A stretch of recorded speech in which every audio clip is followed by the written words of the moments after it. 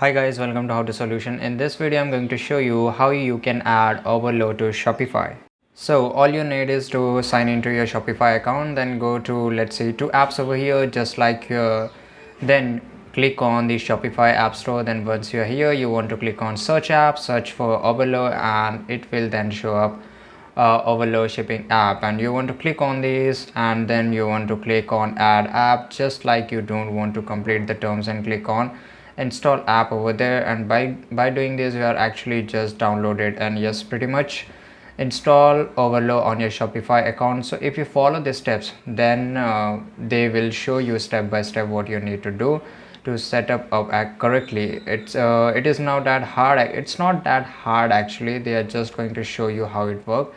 So I'm just going to complete this and then save settings, and that's it. Save successfully, and I have just added Oberlo to my Shopify. There it is. So yeah, this is how you can do is, if this video help you to fix the Oberlo or to add the Oberlo to your Shopify account, like this video, subscribe our channel, and see you in the next video. Till that time, take care, goodbye.